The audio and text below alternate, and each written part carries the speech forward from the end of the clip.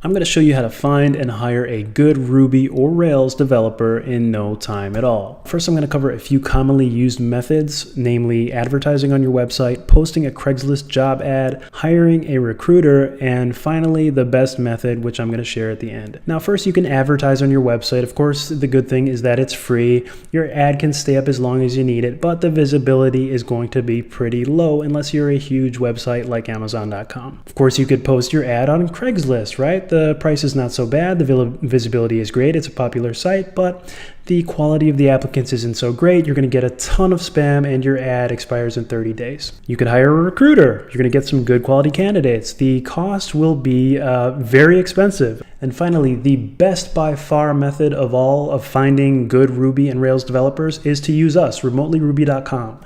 You're going to get high quality applicants. Your ad is going to be very visible. We're reasonably priced and we're 100% guaranteed. I'm going to talk about that a little bit in a minute, but that means if you don't fill your ad in 30 days, you can keep renewing your ad indefinitely until you do. All right, now let's take a quick look at the website.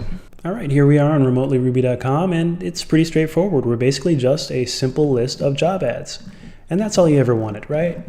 You can post your ad, you can even copy and paste your entire ad copy. If you have an ad document, you can upload your logo, and at the bottom you have your instructions on how to apply. It's very straightforward.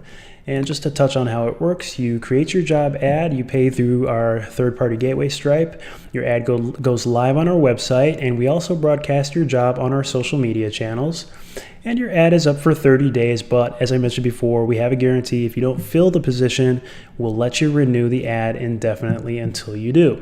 So it's pretty straightforward, and I hope you give us a shot. Now at this point, some of you are saying to yourselves, yeah, but we're looking for a local Ruby developer or Rails developer. And to that I can only say, well, okay, that's fine. But the thing is that, one, you might not even need an in-house on-site developer. And two, local hiring is getting really, really hard, and it's not getting any easier. The competition is super high. That drives the salaries sky high.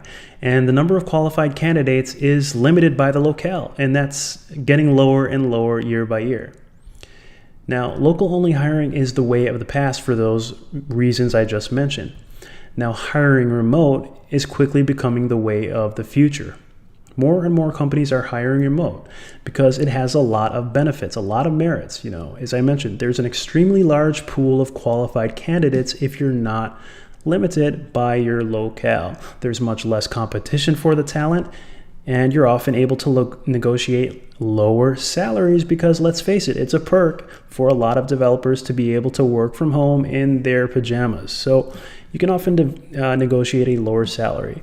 And it's often possible to fill these positions very quickly, and more often than not, a remote developer is just as good as an on-site developer. So due to these reasons, more and more companies are choosing to hire remote.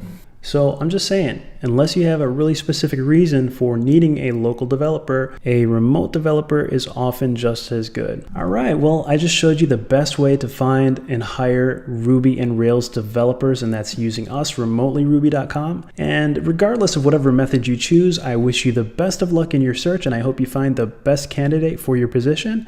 And thanks so much for your time.